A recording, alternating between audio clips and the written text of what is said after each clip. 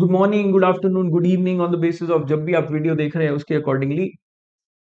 I hope आप सब बढ़िया हैं, एंजॉय कर रहे हैं पढ़ाई को, क्योंकि हम पढ़ाना कर रहे हैं बहुत ही ज्यादा एंजॉय। अब क्या लेके आए हैं आपके लिए, जैसे कि आपको बताया था, आपसे प्रॉमिस किया था, एक वन शॉट सीरीज लेके आए हैं जिसके अंदर हम सारे important topics for FR cover करने वाले हैं, बिल्कुल फ्री, यूट्यूब पर बिल्कुल फ्री। ये उस सेशंस का, उन सीरीज ऑफ सेशंस का फर्स्ट फर्स्ट लेक्चर है। अगर आप देखना चाहते हैं कि कौन से लेक्चर हम इस पूरी सीरीज के अंदर कवर करना चाहते हैं, तो there is already an announcement video जो हमने लाइव होकर किया था, जिसको आप जाकर चेक कर सकते हैं on our channel, right. And concept की पढ़ाई आज शुरू हो रही है। उन इंपॉर्टेंट कॉन्सेप्ट्स में पहला पहला नींव पत्थर आज रखने वाले हैं, और एक्चुअली ये कॉन्सेप्ट नींव पत्थर ही होने वाला है। This concept is going to be the foundation stone for all the entire chapters जो आप आगे पढ़ने वाले हैं। बिल्कुल बेसिक बातों से शुरू करने वाले हैं हम आज, राइट। इन सेशंस के ड्यूरिंग में जो भी नोट्स आपको ये स्क्रीन के ऊपर दिख रहे हैं, वो सारे के सारे नोट्स आपको कहाँ मिलेंगे? आपको लिंक में मिलेंगे, कमेंट सेक्शन में भी और डिस्क्रिप्शन में भी लिंक है।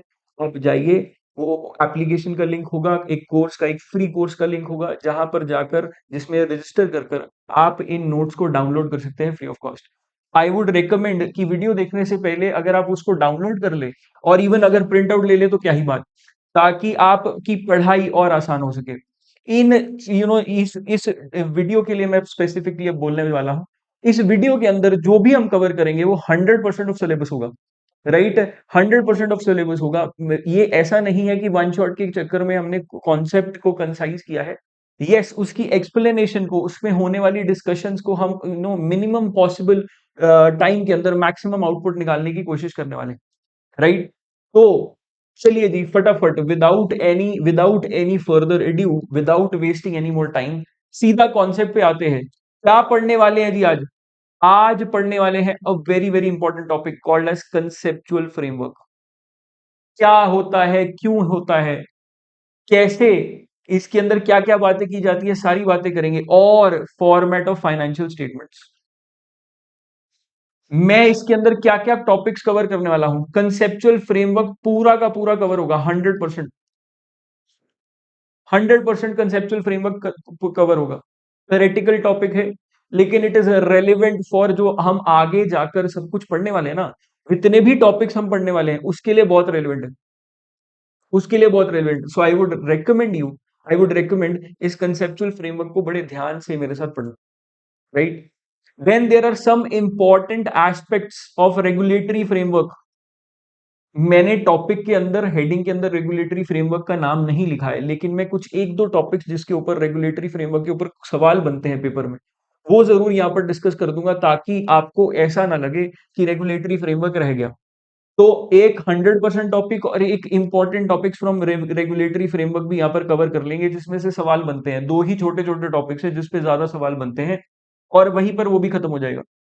देन हम फॉर्मेट्स ऑफ फाइनेंशियल स्टेटमेंट्स करेंगे, किसके अकॉर्डिंगली? As per IFRS 18। तो हम इस आईएफआरएस 18 के साथ, इस आईएफआरएस 18 के साथ हम फॉर्मेट्स ऑफ फाइनेंशियल स्टेटमेंट्स पर पढ़कर ये भी खत्म कर देंगे। तो आप ऐसा समझ सकते हैं कि हम आज तीन टॉपिक्स को, छोटे छोटे टॉपिक्स को एक साथ पढ़ने वाले हैं, जो हमारे बेसिस बनने वाले हैं। कंसेप्चुअल फ्रेमवर्क, रेगुलेटरी फ्रेमवर्क और formats of financial statements as per IFRS 18, right. इन तीनों को पढ़कर ही आप आगे बढ़ेंगे। इन तीनों को पढ़ने से आपका बेसिक क्लियर हो जाएगा। चलिए जी, शुरुआत करते हैं हमारी कंसेप्चुअल फ्रेमवर्क से। कंसेप्चुअल फ्रेमवर्क से क्या होता है? कंसेप्चुअल फ्रेमवर्क क्यों होता है, उससे पहले, इसको जानने से पहले समझ लेते हैं कि हम इसमें पढ़ने क्या क्या वाले हैं। कंसेप्चुअल फ्रेमवर्क के अंदर हम सबसे पहले पढ़ेंगे रूल्स वर्सेस प्रिंसिपल्स। ये कंसेप्चुअल फ्रेमवर्क के अंदर एज इन रिटन पार्ट नहीं है, ये मेरा फॉर अंडरस्टैंडिंग है। This is for understanding only. ये पार्ट मेरा सिर्फ और सिर्फ अंडरस्टैंडिंग के लिए। मीनिंग एंड यूज, ये मतलब मैं इसमें स्टार मार्क करता जाऊंगा, single star, double star, triple star. जिसको कोई स्टार नहीं दिया, that is for understanding. Single star मतलब ठीक ठाक क्वेश्चन है, ठीक ठाक इंपॉर्टेंट है। डबल स्टार या triple star very very important, right. तो क्वालिटेटिव कैरेक्टरिस्टिक्स है, ये मैं डबल स्टार बोलूंगा। Meaning and use for understanding है। एलिमेंट्स, ये प्रोबेबली इसका सबसे इंपॉर्टेंट टॉपिक है। Recognition and D recognition double star है। मेजरमेंट कॉन्सेप्ट फिर एक सिंगल स्टार टॉपिक, एक सिंगल स्टार टॉपिक। आइए समझते हैं एक एक कर कि इनका क्या क्या मतलब है, क्या हम इनसे इससे एनालाइज करने वाले हैं, कैसे इसको समझने वाले। ये सारे टॉपिक्स इसके अंदर कवर होने वाले हैं, ठीक। ये बेसिकली ये इंडेक्स है एक तरह से, this is the index for conceptual framework. पहले मैं करने वाला हूं रूल्स वर्सेस प्रिंसिपल्स की बात। ये कहीं भी कंसेप्चुअल फ्रेमवर्क के अंदर लिखी हुई बात नहीं है, ये ऐसी बात है जो आपको समझाने के लिए करने वाला हूं। हमारे अकाउंटिंग स्टैंडर्ड्स, हमारे फाइनेंशियल रिपोर्टिंग फ्रेमवर्क दुनिया के अंदर जितने भी है ना, वो दो अप्रोचेस को फॉलो करते हैं। जितने भी हमारे फाइनेंशियल रिपोर्टिंग फ्रेमवर्क हैं, चाहे वो इंडिया के अंदर हो, चाहे यूएस गैप हो, चाहे आईएफआरएस हो, चाहे इंड एस हो, जितने भी स्टैंडर्ड्स हैं, जितने भी स्टैंडर्ड्स हैं, वो दो अप्रोचेस को फॉलो करते हैं। या तो एक होती है रूल बेस्ड अप्रोच और दूसरी होती है प्रिंसिपल बेस्ड अप्रोच। आपको बताना चाहूंगा, जो मेरे आईएफआरएस हैं, जो आप पढ़ने वाले हैं through out your syllabus, that is a principle based approach. IFRS principle based approach को फॉलो करते हैं। दोनों का मतलब समझ लेते हैं और प्रिंसिपल बेस्ड अप्रोच को और थोड़ा सा अंडरस्टैंडिंग लेंगे। रूल बेस्ड अप्रोच बोलेगा ये करना है, ये नहीं करना। प्रिंसिपल बेस्ड अप्रोच बोलेगा कि ऐसा होना चाहिए, हमारा ये मकसद है, ये मोटिव है इस काम को करने के पीछे। तो दो अलग अलग बातें आ गई। रूल बेस्ड अप्रोच हाँ या ना में जवाब देगा। प्रिंसिपल बेस्ड अप्रोच बोलेगा कि ये ऐसा होना चाहिए, it is a guidance. For example, आपके घर में आपके पेरेंट्स बोले जी शाम 8 बजे के बाद घर से बाहर नहीं जाना। Now this is a rule based approach. 8 बजे के बाद घर से बाहर नहीं जाना, कुछ भी हो जाए। दूसरा आता है प्रिंसिपल बेस्ड अप्रोच। आपके पेरेंट्स आपको बोले बच्चे शाम को बाहर जाना ठीक नहीं है, आप सिर्फ ये इंश्योर करिएगा कि आप अगर वैसे तो आप घर में रहिए, लेकिन आप इंश्योर करिए कि आप सेफ हैं, आप सेफ हैं। अब मान लो घर में ही कोई चोर आ जाए 8 बजे के बाद, तो आप घर से बाहर ही नहीं जाएंगे, तो फिर तो आप घर के अंदर भी सेफ नहीं है। रूल बेस्ड अप्रोच की ये प्रॉब्लम है, it is not adaptable. Principle based approach adaptable रहती है।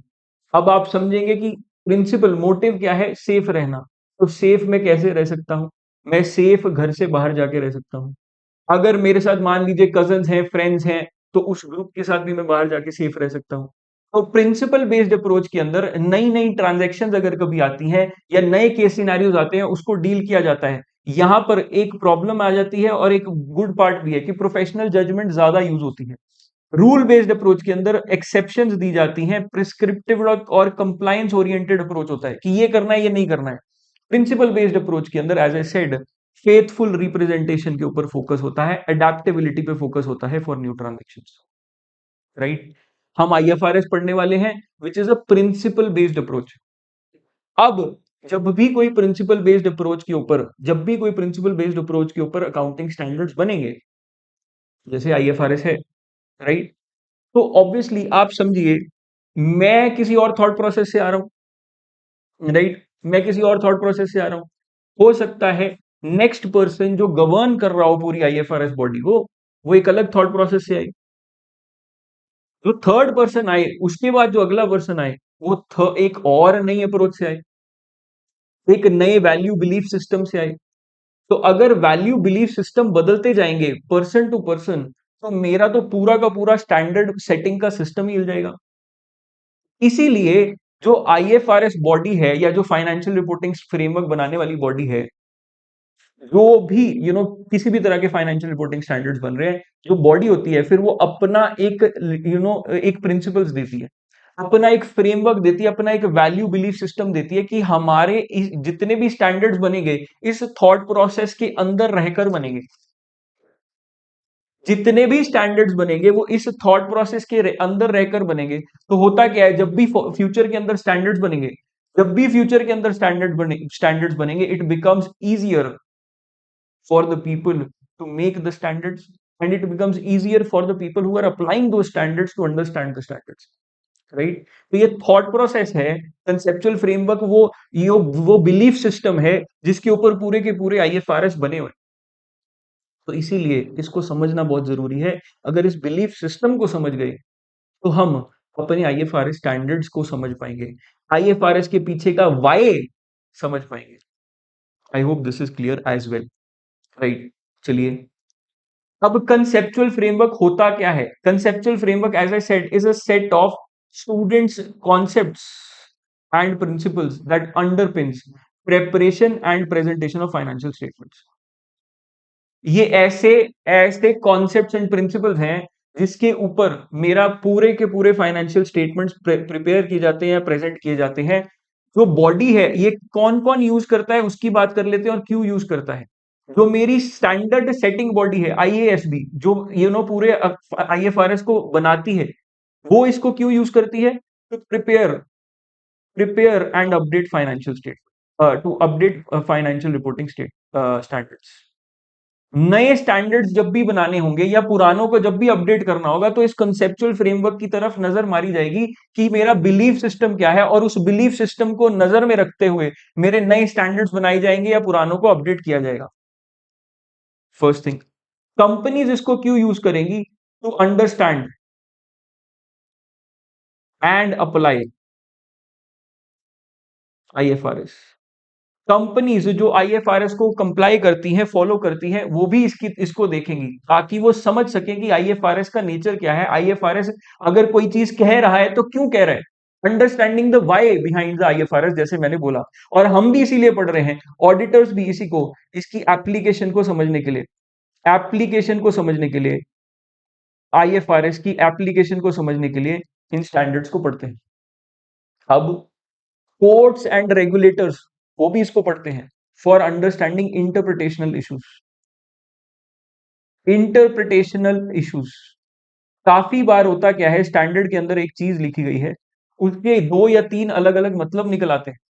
अब उनमें से कौन सा मतलब सही होना चाहिए, ये कौन बताएगा? तो ये कंसेप्चुअल फ्रेमवर्क बताएगा।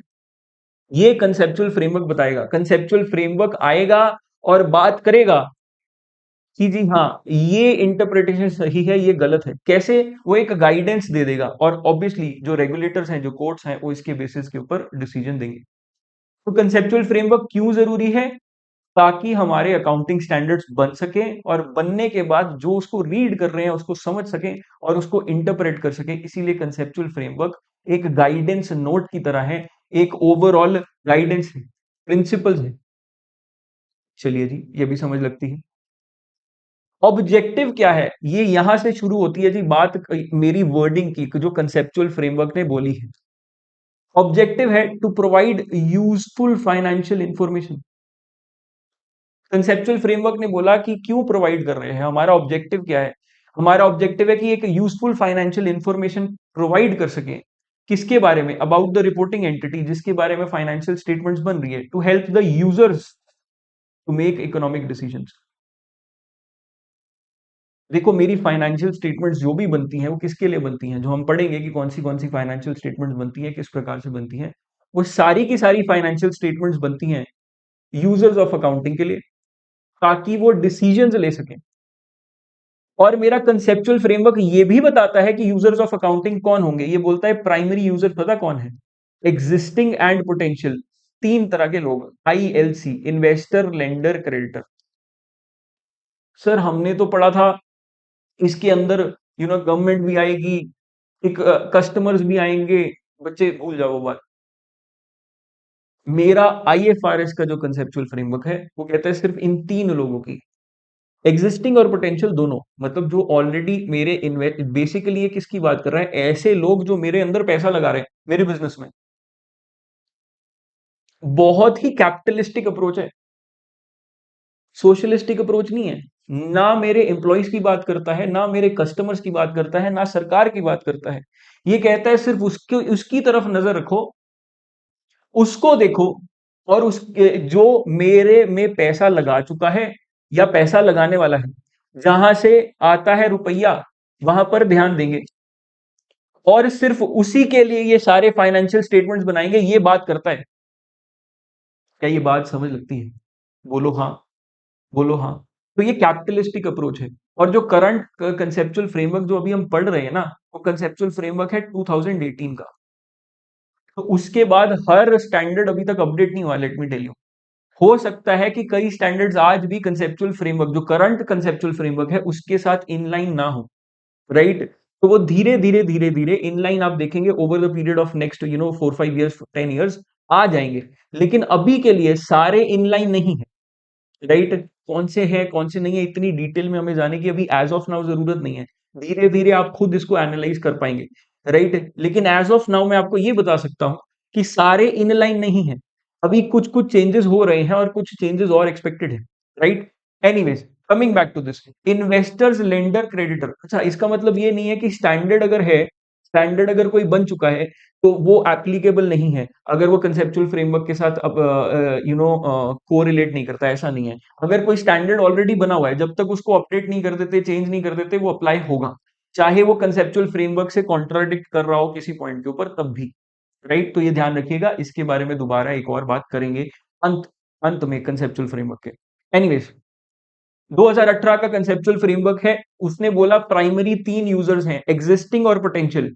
एग्जिस्टिंग और पोटेंशियल, जो पैसा लगा चुके हैं या लगाएंगे, इन्वेस्टर्स, लेंडर्स, क्रेडिटर्स, इनके हिसाब से मेरे को फाइनेंशियल स्टेटमेंट्स बनानी है। इनके लिए मेरी फाइनेंशियल स्टेटमेंट्स बन रही हैं।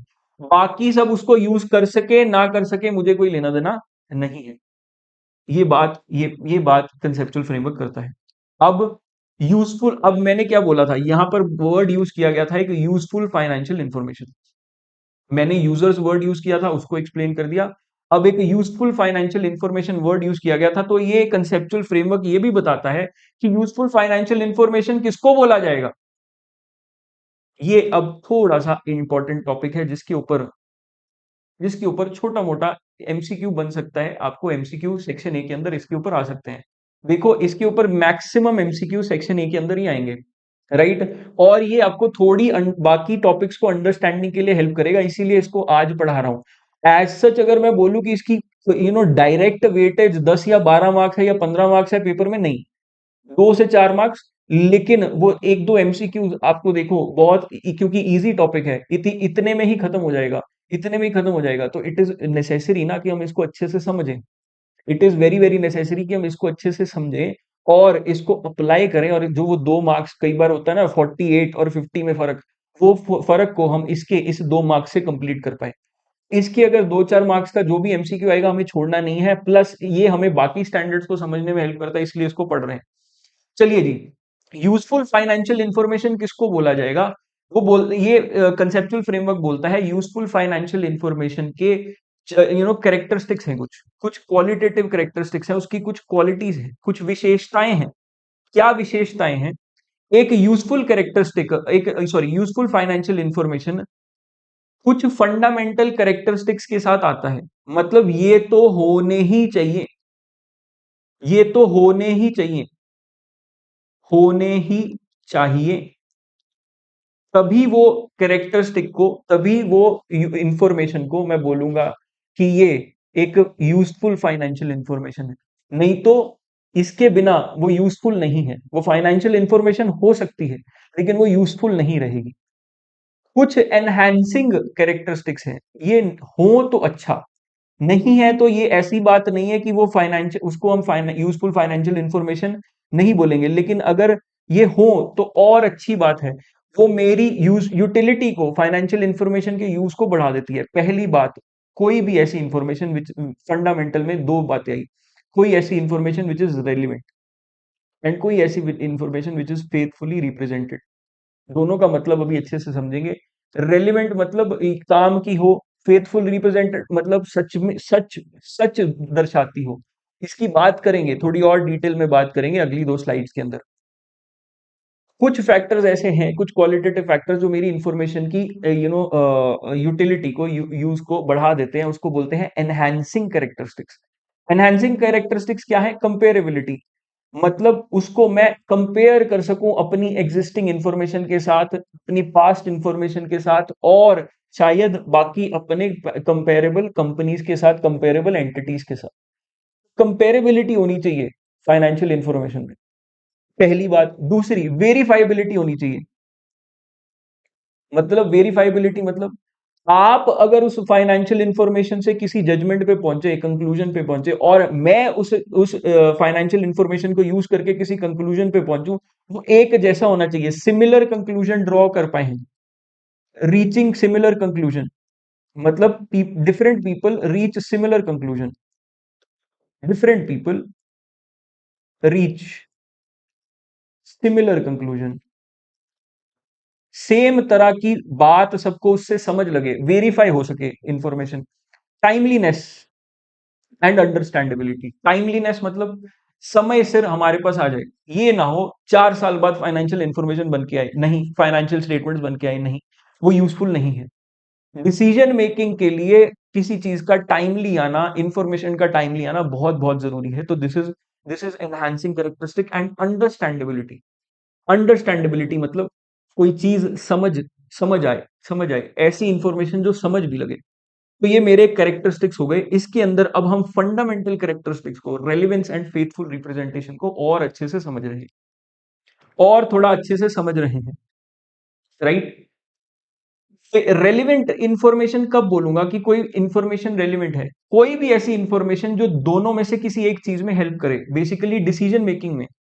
ऐसी इंफॉर्मेशन जो कि कोई डिसीजन मेकिंग में डिफरेंस क्रिएट करे, मेरे डिसीजन को बदलने में हेल्प करे, right, which is capable of making a difference in decision, वो रेलिवेंट है। ठीक है जी। तो उसकी दो तरह से मैं बोल सकता हूं कि ये डिफरेंस क्रिएट कर सकता है मेरे डिसीजन में। एक उसकी प्रिडिक्टिव वैल्यू है, मतलब प्रिडिक्टिव वैल्यू मतलब हेल्प करती है मुझे फ्यूचर को एस्टिमेट करने में, helps in future estimation, in future estimation. मैं फ्यूचर को कैसे एस्टिमेट करूं, मेरे फ्यूचर के बारे में मैं कुछ सोच सकता हूं, कुछ उससे अंदाजा लगा सकता हूं। अगर कोई नंबर ऐसा है जो मुझे फ्यूचर के बारे में आइडिया दे रहा है, या कोई ऐसी इंफॉर्मेशन है जो मेरे को फ्यूचर के बारे में आइडिया दे रही है, that is predictive value. Confirmatory value क्या है? कोई ऐसी चीज जो कंफर्म करे, या फिर या फिर चेंज करे माई analysis of past, my analysis of past.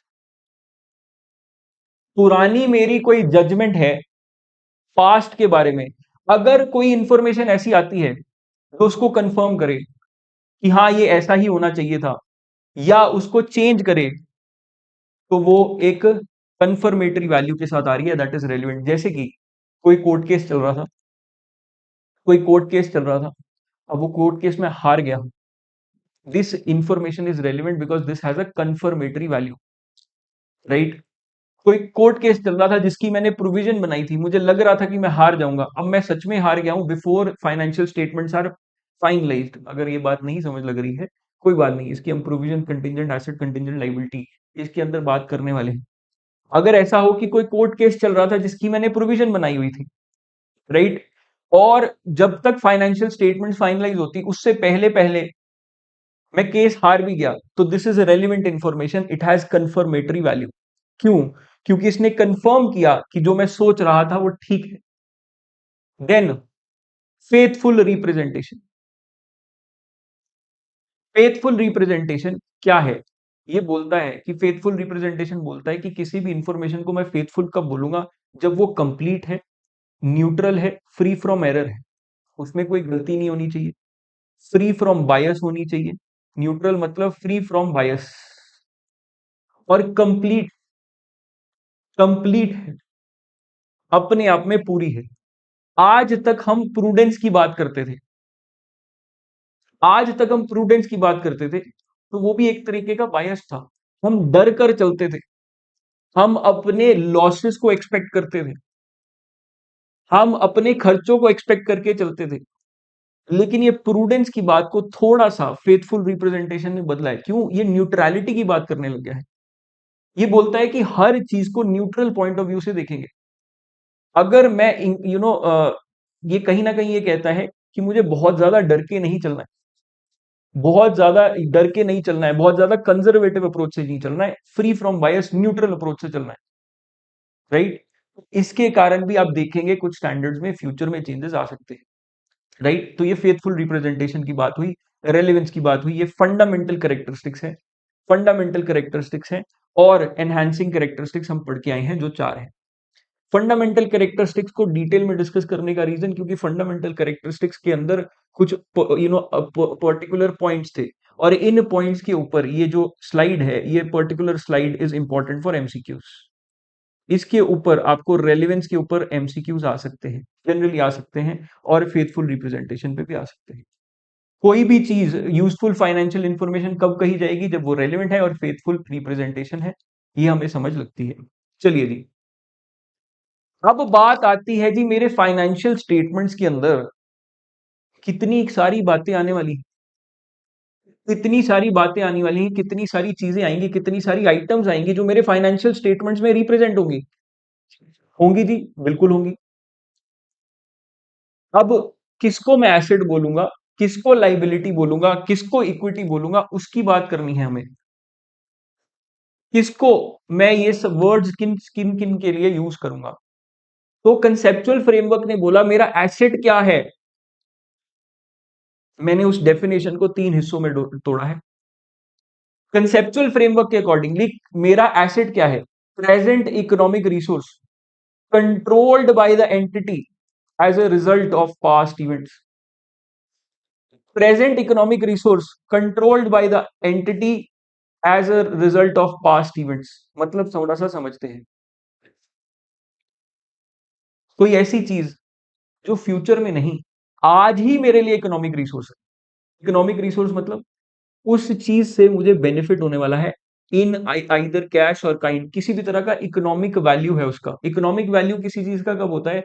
जब या तो वो मेरे किसी तरीके से मेरे को प्रॉफिट इनकम बना के देगी, या फिर वो मेरा किसी तरह से खर्चा रोकेगी, या किसी तरह से मेरा इनफ्लो, कैश इनफ्लो बन के आएगी। प्रेजेंट इकोनॉमिक रिसोर्स है, आज की डेट में रिसोर्स है। फ्यूचर में बनेगा वो एसेट कभी नहीं हो सकता। मुझे लगता है कि फ्यूचर के अंदर कोई चीज, देखो बेनिफिट फ्यूचर में आना है, बेनिफिट फ्यूचर में आना है, लेकिन इकोनॉमिक रिसोर्स फ्यूचर में बनेगा नहीं। ऐसा नहीं चलेगा। मशीनरी है मेरे पास खड़ी है, मैं यूज करने के लिए रेडी टू यूज है, वो प्रेजेंट इकोनॉमिक रिसोर्स है, मैं आज ही उसे इस्तेमाल कर सकता हूं। डेटर्स हैं, आज ही उनसे पैसा, मतलब पैसा लेना है जब भी ड्यू होगा होगा, लेकिन मेरे को पता है कि पैसा आने वाला है। That is a present economic resource. मैं किसी को सेल करूंगा, फिर वो डेटर बनेगा, वो मेरा आज का एसेट नहीं है। मैं मशीनरी अभी प्रिपेयर कर रहा हूं, मेरी मशीनरी बन रही है, रेडी टू यूज नहीं हुई है, that is not a present economic resource. दूसरा, कंट्रोल्ड बाय द एंटिटी। मैंने वर्ड कंट्रोल यूज किया, मैंने वर्ड ओन्ड यूज नहीं किया। कंट्रोल मतलब जो फ्यूचर इकोनॉमिक बेनिफिट्स आने वाले हैं, उसको आएंगे नहीं आएंगे, कितने आएंगे, वो मेरे हाथ के अंदर है, मेरे यूज के अंदर है, मैं उसको कंट्रोल करता हूं।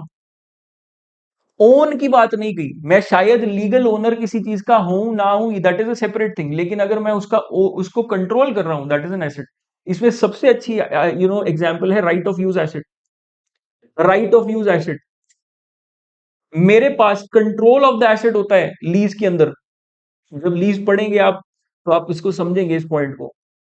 जब मैं लीज के लिए, जब मैं आप ऐसा समझ लीजिए कि रेंट पर कोई अधिकार, रेंट के ऊपर कोई मशीनरी लेता हूं, उसका मैं राइट ऑफ यूज ले रहा हूं, उसको मैं कंट्रोल कर रहा हूं कि वो यूज कैसे होगी, किस प्रकार से यूज की जाएगी, उससे क्या बेनिफिट्स मिलेंगे, लेकिन उसको मैं ओन नहीं कर रहा हूं। फिर भी वो एसेट है, जी हाँ वो एसेट है, वो बिल्कुल एसेट है, as a result of past events. Past में कुछ ऐसा होना चाहिए जिसकी वजह से ये हो रहा है। फ्यूचर इवेंट की बात नहीं करेंगे, फ्यूचर इवेंट की बात नहीं करेंगे। तो सिंपल सी बात, एसेट क्या है? Present economic resource controlled by the entity as a result of past event. Similarly liability क्या है? प्रेजेंट इकोनॉमिक रिसोर्स की जगह present obligation of the entity to transfer economic resource. मेरे सर पे तलवार है, इकोनॉमिक रिसोर्स ट्रांसफर करना पड़ेगा सेटल करने के लिए, सेटल करने के लिए, के लिए, सेटल करने के लिए ट्रांसफर करना पड़ेगा इकोनॉमिक रिसोर्स, कैश या कैश जैसा कुछ भी, kind, due to past events. ये भी पास्ट इवेंट्स की वजह से। ये लाइबिलिटी की डेफिनेशन बहुत इंपॉर्टेंट हो जाती है। क्यों? क्योंकि ये डेफिनेशन बार बार आप प्रोविजंस कंटिंजेंट लाइबिलिटीज उनमें भी सुनेंगे। मेरा वो जब भी provisions and contingent asset contingent liability की डिस्कशन शुरू होगी, सबसे पहले लाइबिलिटी से शुरू होगी कि लाइबिलिटी क्या है और provisions and contingent liabilities liability से कैसे डिफरेंट है, और इन्हीं इन्हीं पॉइंट्स के ऊपर उनके डिफरेंसेस आएंगे। This is a present obligation, आज की ऑब्लिगेशन है। मुझे पता है कि आज ही ये ऑब्लिगेशन है और ट्रांसफर करनी है economic resource due to past events. यहां पर पॉसिबल प्रोबेबल ऑब्लिगेशन नहीं वर्ड यूज किए गए, यहां पर वर्ड यूज किया गया प्रेजेंट ऑब्लिगेशन। है, पता है कि लाइबिलिटी है, पता है कि ऑब्लिगेशन है, पॉसिबल है, प्रोबेबल है, ऐसे शब्द यूज नहीं किए गए। Then comes equity. इक्विटी क्या है? Residual interest in the assets of the company after deducting liabilities. मतलब ये कहता है जी, अगर मैं कंसेप्चुअल फ्रेमवर्क को न्यूमेरिकल में डालना चाहूं, ये बोलता है एसेट्स माइनस लाइबिलिटीज, वो क्या है? इक्विटी। इक्विटी, एसेट्स में से लाइबिलिटीज निकाल दो तो रेजिडुअल इंटरेस्ट बचता है। ऐसा ऐसा इंटरेस्ट बचता है, ऐसा पैसा बचता है जो ओनर्स ने लगाया है, वो सब कुछ इक्विटी। अगर मैं आपको ये बैलेंस शीट के स्ट्रक्चर से समझाना चाहूं, पुराने बैलेंस शीट के स्ट्रक्चर से टी फॉर्मेट में जनरली समझाने के लिए आपको बोल रहा हूं, टी फॉर्मेट में आपको समझाने के लिए बोल रहा हूं। यहां पर मेरे एसेट्स आ जाते हैं, यहां पर मेरी liabilities current and non current, और यहां पर इक्विटी। इक्विटी के अंदर प्रेफरेंस, यहां पर मेरी शेयर कैपिटल आएगी, यहां पर मेरे रिजर्व्स एंड सरप्लस आएंगे और बहुत सारे रिजर्व्स आएंगे। तो एनीथिंग एनीथिंग जब मैं एसेट्स में से लाइबिलिटीज निकाल दूंगा तो anything which is left is equity, anything which is left is equity. I hope this is clear as well. Now next, income क्या है, एक्सपेंसेस क्या है, इन दो शब्दों को भी समझ लें। इनकम क्या है, एक्सपेंसेस क्या है, उन दो शब्दों को भी समझ लें और फिर हम आगे चलेंगे। क्या इनकम सेल है, रेवेन्यू है? नो नो नो, नहीं बच्चे। इनकम कुछ भी ऐसा है जो एसेट्स को इंक्रीज करे, लाइबिलिटीज को डिक्रीज करे, कुछ भी ऐसा जिसका नेट इंपैक्ट ये आए कि मेरे एसेट्स बढ़ रहे हैं। एसेट्स मतलब कैश बढ़ सकता है, मेरी इन्वेंट्री बढ़ सकती है, मेरे डेटर्स बढ़ सकते हैं, कुछ भी एसेट्स को इंक्रीज करे या लाइबिलिटीज को डिक्रीज करे, पर वो ओनर कंट्रीब्यूशन नहीं होनी चाहिए। देखो, मेरे अगर एसेट्स को मैं इंक्रीज करने की बात करूं, अगेन मैं वो छोटी सी बैलेंस शीट बनाकर आपसे बात करने वाला हूं। अगर इनको एसेट्स को इंक्रीज करने की बात करूं तो ये कैसे इंक्रीज हो सकते हैं? ये तभी इंक्रीज होंगे जब या तो मेरी लाइबिलिटी इंक्रीज हो रही है, तो मैंने उसकी उसकी बात तो करी नहीं, लाइबिलिटी इंक्रीज की बात तो करी नहीं, मैंने बोला एसेट्स इंक्रीज हो, लाइबिलिटीज डिक्रीज हो। ठीक है जी। अगर एसेट लाइबिलिटी दोनों इंक्रीज हो रहे हैं, कोई फायदा नहीं है, कोई फायदा नहीं है। दूसरा, मेरा इंक्रीज इक्विटी में आएगा तभी मेरे एसेट्स बढ़ने पे बढ़ेंगे। अगर लाइबिलिटी के अलावा तो इक्विटी ही मेरे एसेट्स को बढ़ा सकती है, बिल्कुल। अब इक्विटी के अंदर दो चीजें आ जाती हैं, एक ओनर्स ने जो पैसे दे रखे हैं, शेयर कैपिटल, ठीक है जी, या दूसरी प्रॉफिट्स। अगर अगर मेरी इक्विटी इक्विटी ओनर की कंट्रीब्यूशन मतलब एडिशनल कैपिटल से या एडिशनल शेयर कैपिटल इशूड से नहीं बढ़ रही है, तो किससे बढ़ रही है? प्रॉफिट से। वही मेरी इनकम है। एक्सपेंसेस क्या है? इससे बिल्कुल उल्टा। जो चीज मेरे एसेट्स को गिराए, लाइबिलिटीज को बढ़ाए, लेकिन ओनर डिस्ट्रीब्यूशन नहीं होनी चाहिए। ओनर डिस्ट्रीब्यूशन मतलब जैसे कि आप पैसा बिजनेस से निकाल के लेके जाते हैं, जैसे डिविडेंड।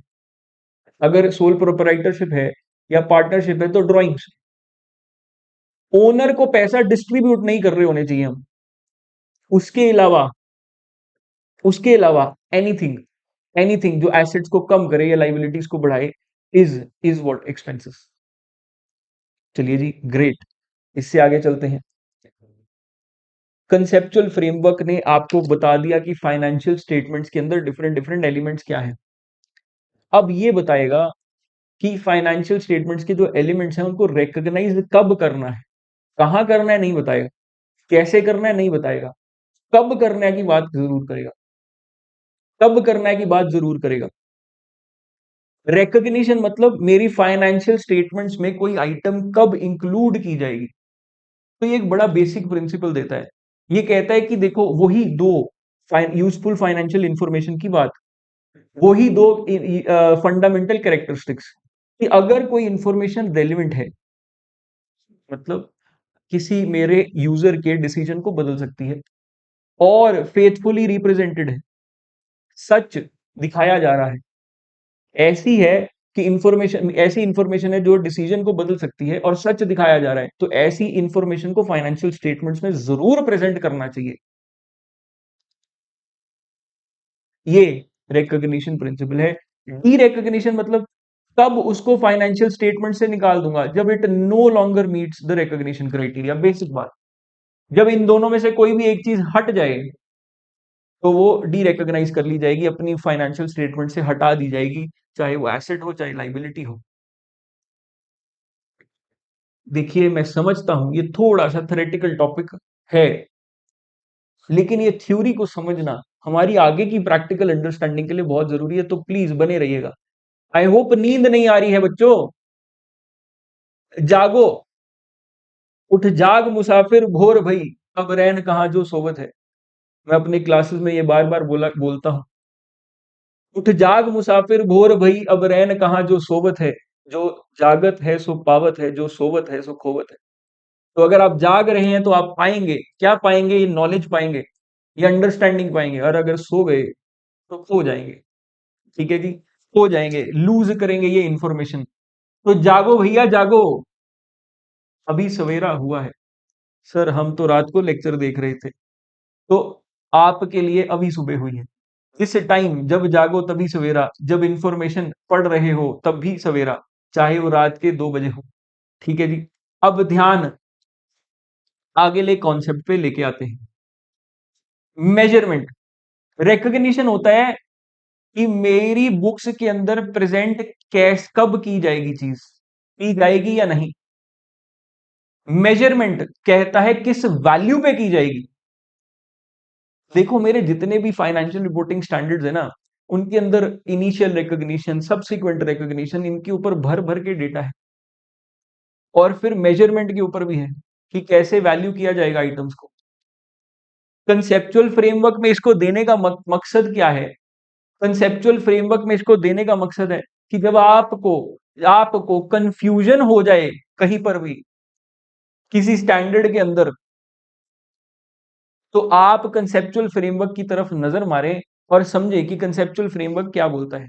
मान लीजिए मेरी एसेट की डेफिनेशन किसी स्टैंडर्ड के अंदर पर्टिकुलरली, मान लो मैं एग्जांपल के तौर पे इंटेंजिबल एसेट्स की डेफिनेशन में कोई कंफ्यूजन आ रही है मुझे, तो मैं कंसेप्चुअल फ्रेमवर्क की एसेट की डेफिनेशन को देखूंगा देखूंगा कि उसके अकॉर्डिंगली इंटेंजिबल्स का मतलब क्या होना चाहिए, फिर उसको अप्लाई करूंगा। सिमिलरली उसकी रिकॉग्निशन क्राइटेरिया भी, सिमिलरली उसका मेजरमेंट कंसेप्ट भी।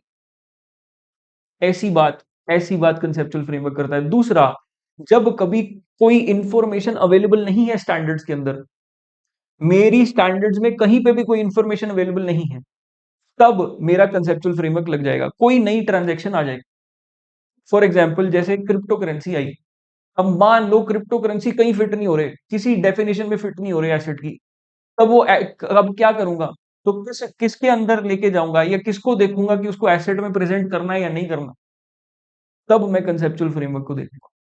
किस वैल्यू पे करना है, फिर उसके लिए भी कंसेप्चुअल फ्रेमवर्क को देखूंगा, एग्जाम्पल के तौर पर। ठीक, आ जाइए जी अगली बात, मेजरमेंट कॉन्सेप्ट्स। जो मेरा एसेट है, जो लाइबिलिटी है, जो एलिमेंट्स हैं, वो किस किस वैल्यू पे रिप्रेजेंट किए जा सकते हैं in the books of accounts, in financial statements. पहला, बचपन से सुनते आ रहे हैं, हिस्टोरिकल कॉस्ट, ऐसी कॉस्ट जो मेरी ट्रांजैक्शन प्राइस के ऊपर बेस्ड है। जिस दिन मैंने ट्रांजैक्ट किया, जिस वैल्यू पे किया, that is my historical cost, as simple as that. इससे आसान तो कोई बात ही नहीं हो सकती। सिंपल सी बात है बच्चे, सिंपल सी बात, हिस्टोरिकल कॉस्ट। मैं एसेट खरीदने गया, उस एसेट के बदले 10 लाख दिए, historical cost 10 lakh. Transaction price, historical cost, transaction price के ऊपर बेस्ड, राइट। कुछ बातें होती है current value, current value based on economic condition. Current value, historical cost जब मैंने खरीदा था तब की बात, करंट वैल्यू आज की बात। हिस्टोरिकल कॉस्ट जब एसेट खरीदा था तब की बात, करंट वैल्यू आज की बात। सर हमने तो आज तक सुना था कि एसेट सिर्फ हिस्टोरिकल कॉस्ट पे ही जाते हैं, उनके लिए हम हिस्टोरिकल कॉस्ट मेथड यूज करते हैं। बच्चे जो आप पढ़ के आए थे उस इंफॉर्मेशन को छोड़ देंगे, वो इंफॉर्मेशन आईएफआरएस के अकॉर्डिंग नहीं थी। अब हम आईएफआरएस के अकॉर्डिंगली फाइनेंशियल स्टेटमेंट्स बनाना सीख रहे हैं, तो उसके अंदर मेजरमेंट के अंदर सिर्फ हिस्टोरिकल कॉस्ट नहीं, करंट वैल्यू के मेथड्स को भी वेटेज दी जाती है। आप आगे आगे स्टैंडर्ड्स पढ़ेंगे, उसके अंदर आप समझेंगे कि ये मेजरमेंट कॉन्सेप्ट जो हम करंट वैल्यू में सीख रहे हैं, समझ रहे हैं, जो यहां पर हम समझ रहे हैं मेजरमेंट कॉन्सेप्ट्स, वो आगे यूज होने वाले हैं, वो आगे यूज होने वाले हैं।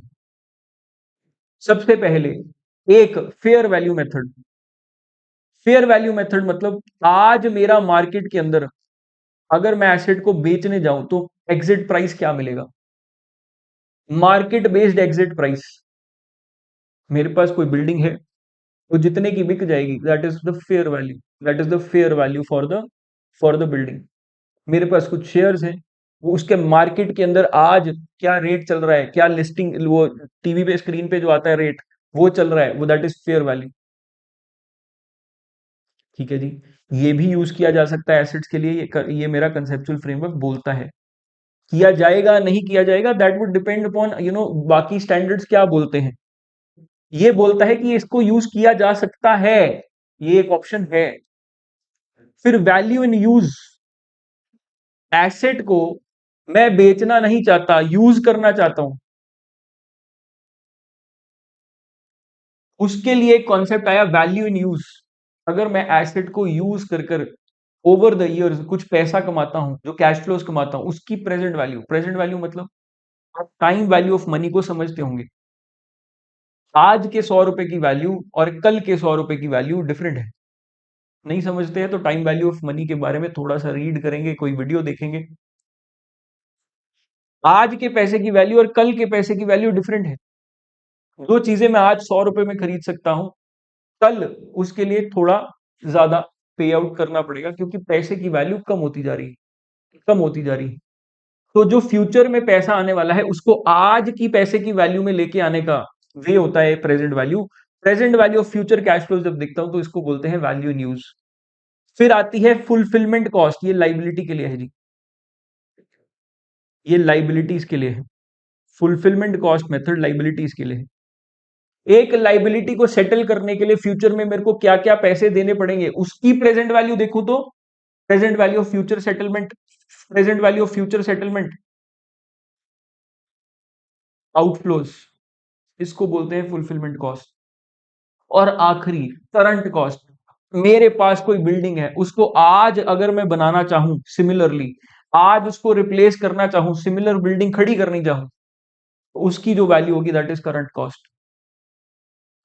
करंट वैल्यू के अंदर चार मेथड आए। फेयर वैल्यू जिसपे मैं एसेट को बेच सकता हूं, करंट कॉस्ट जिसपे मैं उस एसेट को दोबारा आज बना सकता हूं, वैल्यू इन यूज अगर मैं एसेट को यूज करता रहूं, इवन दिस इज सब कुछ अप्लाई होता है लाइबिलिटीज पे भी साथ साथ।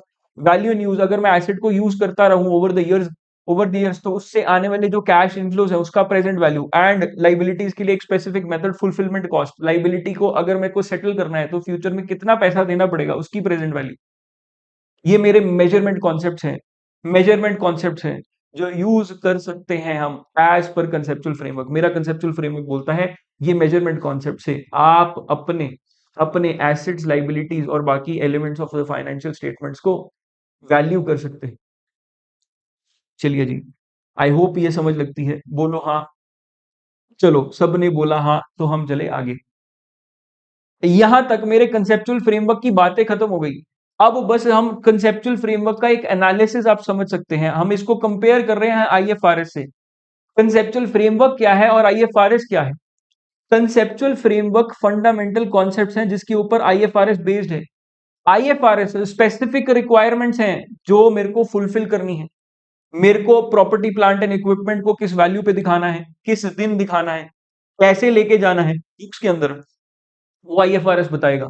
इनटैंजिबल एसेट्स को किस वैल्यू पे दिखाना है, कब दिखाना है या नहीं दिखाना है, वो बताएगा आईएफआरएस। कंसेप्चुअल फ्रेमवर्क उसका बेसिस दे रहा है, उसका बेसिस दे रहा है, उसका प्रिंसिपल दे रहा है, उसका थॉट प्रोसेस दे रहा है, उसका बिलीफ सिस्टम दे रहा है। ये मेरे को हेल्प करता है in development of standards, and it is not a standard, this is very very important.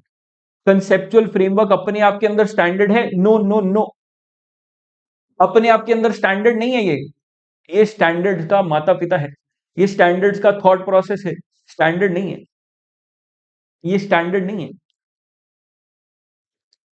IFRS standard directly apply हो सकते हैं, कंसेप्चुअल फ्रेमवर्क पे पहले स्टैंडर्ड्स बनते हैं फिर अप्लाई होते हैं। आई hope this is clear. Conceptual framework को मैं डायरेक्टली अप्लाई नहीं कर सकता, इस थॉट प्रोसेस के ऊपर मेरा स्टैंडर्ड बनेगा फिर उसको अप्लाई किया जाएगा। आईएफआरएस स्टेटमेंट ओवरराइड्स फ्रेमवर्क, एक जनरल रूल लॉ के अंदर वर्ड यूज किया जाता है, लॉ के अंदर एक शब्द यूज किया जाता है, specific over generic. Specific over generic, जब किसी चीज की डिटेल्स हमें स्पेसिफिकली लॉ बताता है या कोई रेगुलेटरी फ्रेमवर्क बताता है, तो वो हमेशा यूज की जाती है ओवर जेनरिक टर्म्स। तो कंसेप्चुअल फ्रेमवर्क तो जेनरिक टर्म्स है, वैल्यू सिस्टम है, बिलीफ सिस्टम है। आईएफआरएस स्पेसिफिक ट्रांजैक्शंस के लिए स्पेसिफिक ट्रीटमेंट बता रहे हैं, तो मेरा आईएफआरएस का जो स्टैंडर्ड होगा, जो आईएफआरएस की डिटेल्स होंगी, that would always apply, that would always override conceptual framework. जब भी कंसेप्चुअल फ्रेमवर्क और आईएफआरएस के बीच में कोई कॉन्फ्लिक्ट होगा तो कौन जीतेगा? आईएफआरएस, आईएफआरएस, आईएफआरएस जीतेगा जी।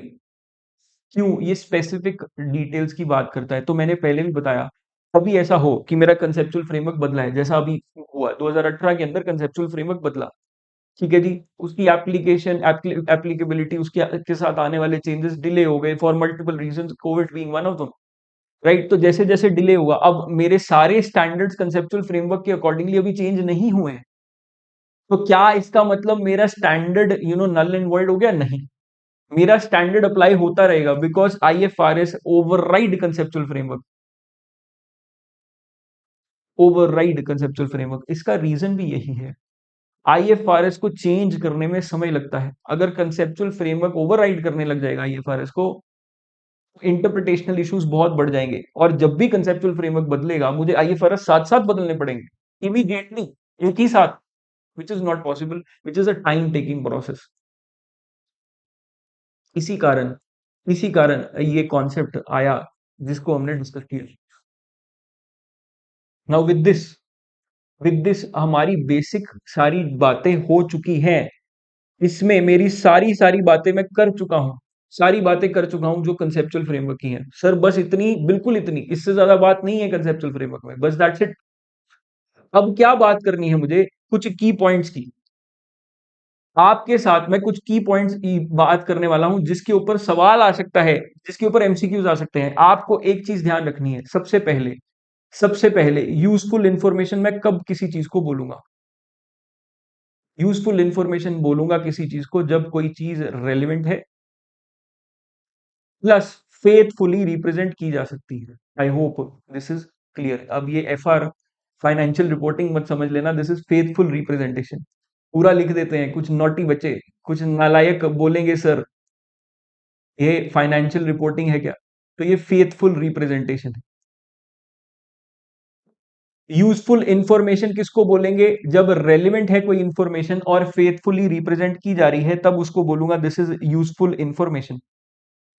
दूसरा, फ्रेमवर्क, फ्रेमवर्क गाइड है, गाइड है, क्या ये स्टैंडर्ड है? नो, नॉट अ स्टैंडर्ड,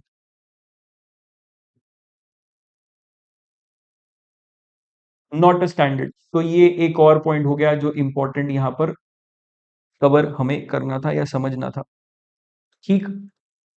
एक और बात मुझे जो करनी है, control is not important for acids, कोई चीज को मैं कंट्रोल करता हूं या नहीं करता, not important for assets.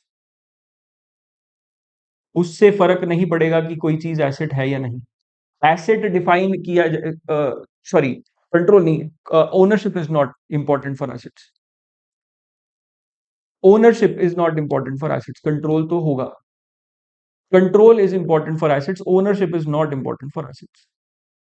Ownership is not important for assets, control is. Control देखूंगा मैं एसेट का कि किसके पास है, उसके उसको डायरेक्ट करने के लिए। डायरेक्ट कंट्रोल मतलब मैं किसी चीज को चलाने का हक अधिकार रखता हूं या नहीं। आप अपने मम्मी पापा के बच्चे हैं, लेकिन कंट्रोल आपकी चाबी आपके किसी और स्पेशल खास फ्रेंड के हाथ में होती है। आपको वो बोलेगा चल चलें, या बोलेगी चल चलें, तो आप दौड़ते जाएंगे। तो कंट्रोल आपका किसी और के हाथ में है। आप एसेट मम्मी पापा के नहीं है, फिर आप एसेट अपने उस स्पेशल फ्रेंड के हैं। तो ये ध्यान रखिएगा, इस एग्जाम्पल से आपको याद रहेगा। कंट्रोल इंपॉर्टेंट है, ओनरशिप नहीं। माता पिता आपको ओन करते हैं, लेकिन आप उनके एसेट फिर भी नहीं है। आप उनके एसेट नहीं है, राइट। एंड फाइनली जो एक इंपॉर्टेंट बात हमने करी यहां पर, स्टैंडर्ड्स जो आईएफआरएस हैं, ओवरराइड्स फ्रेमवर्क। मेरी फ्रेमवर्क की बात अगर कॉन्ट्राडिक्ट करेगा स्टैंडर्ड, तो स्टैंडर्ड जीतेगा जी। स्टैंडर्ड ओवरराइड्स फ्रेमवर्क, स्टैंडर्ड जीतेगा जी। स्टैंडर्ड जीतेगा, फ्रेमवर्क हारेगा। ये पॉइंट आपको याद रखना है। मैं कंसेप्चुअल फ्रेमवर्क, रेगुलेटरी फ्रेमवर्क, और आज के इस लेक्चर के अंदर जिसमें मैं प्रेजेंटेशन के फॉर्मेट्स भी डिस्कस करने वाला हूं, मैं क्वेश्चंस नहीं कवर करूंगा, बिकॉज इसमें से छोटे छोटे थ्योरी क्वेश्चंस ही बनेंगे। And this is more important for the coming chapters. तो इसमें क्वेश्चन कवरेज नहीं है, इसके अंदर सिर्फ कवरेज है, वो एक बेसिक कवरेज है जी। मैं आपको की पॉइंट्स, इंपॉर्टेंट पॉइंट्स बताते चलूंगा। तो ये चीज का ध्यान रखिएगा, मेरे से ये मत पूछिएगा सर इसमें क्वेश्चन नहीं किया है। इसके क्वेश्चंस बहुत छोटे छोटे होंगे, इसलिए इसके अंदर क्वेश्चन की कवरेज नहीं कर रहा हूं। इसके अंदर कवरेज मैं की पॉइंट्स की, इंपॉर्टेंट पॉइंट्स फॉर एग्जामिनेशन की कर रहा हूं। I hope this is clear. I hope this is clear to all of you, right. With this मेरा कंसेप्चुअल फ्रेमवर्क खत्म होता है। अब मेरा अगला पार्ट शुरू होने वाला है, रेगुलेटरी फ्रेमवर्क के इंपॉर्टेंट एस्पेक्ट्स। क्या मैं पूरा कवर करूंगा? नहीं, मैंने पहले ही बोला सिर्फ और सिर्फ important aspects of regulatory framework cover करेंगे जी। चलिए जी, अब हमारी बातें होनी है रेगुलेटरी फ्रेमवर्क को लेकर। रेगुलेटरी फ्रेमवर्क के कुछ इंपॉर्टेंट एस्पेक्ट्स जो हम कवर करेंगे इस वीडियो के अंदर, मैंने पहले ही बोला था। Regulatory framework as such, conceptual framework भी, रेगुलेटरी फ्रेमवर्क भी अपने आप के अंदर बहुत इंपॉर्टेंट टॉपिक्स नहीं है, राइट। लेकिन कंसेप्चुअल फ्रेमवर्क के टॉपिक को इंपॉर्टेंट इसलिए समझा जाता है क्योंकि it helps you to understand the entire subject. तो इसीलिए उसको मैंने इंटायरिटी के अंदर कवर किया। हाउएवर रेगुलेटरी फ्रेमवर्क हम उतना ही कवर करेंगे जो हमारी अंडरस्टैंडिंग के लिए, प्लस हमारे एग्जामिनेशन के पॉइंट ऑफ व्यू से थोड़ा इंपॉर्टेंट है। दो एस्पेक्ट्स इसके कवर करने वाला हूं। उससे पहले रेगुलेटरी फ्रेमवर्क आपको समझा देता हूं कि क्या है और क्या, कौन सी आपके कंसेप्चुअल फ्रेमवर्क से इसका डिफरेंस है। प्लीज समझिएगा, रेगुलेटरी फ्रेमवर्क होता क्या है। कंसेप्चुअल फ्रेमवर्क क्या था? थॉट प्रोसेस जिससे मेरा एंटायर फाइनेंशियल रिपोर्टिंग स्टैंडर्ड्स बनेंगे। रेगुलेटरी फ्रेमवर्क वो स्ट्रक्चर है, वो ढांचा है जो इसको गवर्न करता है, इसके बनाने को, प्रोसेस के ऊपर ध्यान रखता है, ओवरसी करता है। That is the regulatory framework, जो बताता है कि कौन क्या काम करेगा, right. Right, it is like the constitution. It is like the constitution जो बताता है कि देश कैसे चलेगा। वैसे ही रेगुलेटरी फ्रेमवर्क बताता है कि अकाउंटिंग स्टैंडर्ड्स कैसे चलेंगे, कौन सी बॉडी उस स्ट्रक्चर के अंदर अकाउंटिंग स्टैंडर्ड्स, जो पूरा आईएफआरएस कमेटी है, जो आईएफआरएस की बॉडी है, जो आईएफआरएस की बॉडी है, उसके अंदर क्या क्या फर्दर डिविजन होंगी और क्या हर डिवीजन का क्या काम होगा, ये रेगुलेटरी फ्रेमवर्क बताता है। फिर हर डिवीजन की कितनी पावर होगी, वो सारी चीजें रेगुलेटरी फ्रेमवर्क बताता है, राइट। तो ये रेगुलेटरी फ्रेमवर्क गवर्नेंस की बात करता है। कंसेप्चुअल जो बातें हैं, कॉन्सेप्ट, मेरा कंसेप्चुअल फ्रेमवर्क है, वो थॉट प्रोसेस की बात करता है। चलिए जी, आईएफआरएस की फाउंडेशन जो है, आईएफआरएस फाउंडेशन जो है, उसके अंदर कुछ बॉडीज हैं। एक तो ट्रस्टीज है, ट्रस्टीज हैं वो लोग, वो ऑर्गेनाइजेशन जो ध्यान रखती है कि मेरा ये पूरे पूरे ये पूरे प्रोसेस को ओवरसी करती है। इस आईएफआरएस फाउंडेशन के अंदर फाइनेंशियल रिपोर्टिंग स्टैंडर्ड्स कैसे बन रहे हैं, उस सारे प्रोसेस को ओवरसी करती हैं, देखती हैं कि ये सारा प्रोसेस ठीक से चल रहा है या नहीं। Then there is the most important body IASB. ये ही बॉडी है जो एक्चुअली में फाइनेंशियल रिपोर्टिंग स्टैंडर्ड्स बनाती है। तो अगर आपके ऊपर सवाल आए कि एक आईएफआरएस कौन बनाता है और इसके अंदर दोनों ऑप्शंस हो, आईएफआरएस फाउंडेशन और IASB, this is international accounting standards board, तो आईएएसबी बनाता है जी। ये डेवलप करता है और ये इशू करता है स्टैंडर्ड्स को। ये डेवलप करते हैं, ये इशू करते हैं स्टैंडर्ड्स को। इन्होंने तो स्टैंडर्ड्स बना दिए, अब उसमें इंटरप्रिटेशनल इश्यूज आएंगे। उसके लिए एक और बॉडी है जिसको बोलते हैं IFRIC, interpretations committee, international financial reporting interpretations committee, जिनका काम है इंटरप्रिटेशंस डेवलप करना। अगर किसी स्टैंडर्ड के अंदर कोई कोई भी प्रॉब्लमैटिक एरिया है, कोई ऐसा एरिया है जहां पर कोई कंफ्यूजन है, तो उस कंफ्यूजन को क्लियर करना, उसकी राइट इंटरप्रिटेशन देना as per the conceptual framework and as per the accounting standards, ये आईएफआरआईसी का काम है। Finally there is a monitoring board जो ओवरसी करता है ट्रस्टीज को भी, जो ट्रस्टीज को भी ओवरसी करता है कि वो सारे काम का ध्यान अच्छे से रख रहे हैं नहीं। आपके लिए दो चीजें समझनी जरूरी है कि there is a body called as IASB जो एक्चुअली में डेवलप करती है, इशू करती है standards, which is part of a bigger body IFRS foundation, and there is a body called as IFRIC जो इंटरप्रिटेशंस देती है अकाउंटिंग स्टैंडर्ड्स के ऊपर। इसी के बेसिस के ऊपर हम एक और बात करते हैं, हिरार्की ऑफ अथॉरिटेटिव गाइडेंस। मतलब मेरा क्या अकाउंटिंग पॉलिसी फॉलो की जाएगी। जब मैं अकाउंटिंग करूंगा तो किसको मैं सर्वप्रिय मानूंगा, किसको मैं हेड मानूंगा, किसको मैं मानूंगा कि हाँ इसकी बात सबसे पहले मानी जाएगी। तो सबसे पहले क्या करते हैं, सबसे पहले देखे जाते हैं आईएफआरएस स्टैंडर्ड्स। सबसे सबसे इंपॉर्टेंट चीज मानी जाती है आईएफआरएस स्टैंडर्ड्स। अगर कोई चीज के बारे में, किसी कॉन्सेप्ट के बारे में आईएफआरएस स्टैंडर्ड्स ने कोई बात लिखी है तो वो सर्वोप्रिय है, उसके उसको हम कॉन्फ्लिक्ट नहीं कर सकते, उसको एज इट इज फॉलो करना पड़ेगा। बाई चांस उसमें कोई कंफ्यूजन है, किसी तरह की एम्बिग्विटी है, तो हम आईएफआरआईसी की इंटरप्रिटेशंस की तरफ जाएंगे, which is our second source. ये बेसिकली आप ऐसा समझ सकते हैं, दीज आर सोर्सेज जहां से मेरी फाइनेंशियल रिपोर्टिंग का क्रक्स आएगा, जहां से मेरी फाइनेंशियल रिपोर्टिंग के कॉन्सेप्ट्स आएंगे। सो गए क्या? नहीं तो बोलो हाँ। हाँ सर बिल्कुल ठीक है। अब आईएफआरआईसी के इंटरप्रिटेशंस के बाद और क्या बात आएगी, आईएफआरआईसी की इंटरप्रिटेशन में भी मेरे को क्लैरिटी नहीं हुई, या उसके अंदर भी एम्बिग्विटी है, या उसके अंदर भी अभी उस एक पर्टिकुलर ट्रांजैक्शन की बात नहीं करी गई, फिर मैं जाऊंगा कंसेप्चुअल फ्रेमवर्क पे। हमने पहले ही बोला था जो चीज स्टैंडर्ड में नहीं है उसको इंटरप्रेट करने में और इंटरप्रिटेशंस देने में कंसेप्चुअल फ्रेमवर्क हेल्प करता है। अब अगर कंसेप्चुअल फ्रेमवर्क भी उस चीज का जवाब ना दे पाए, फिर हम जाते हैं जी IFRS practice and importance guidance, implementation guidance. ये IFRS practice and implementation guidance, ये नॉन कंप्लायंस वाली चीज है। मतलब ये कंपल्सरी नहीं है to comply, this is not compulsory to comply. इसके ऊपर ऐसा नहीं है कि आपको कंपल्सरीली इसको फॉलो करना है, नो।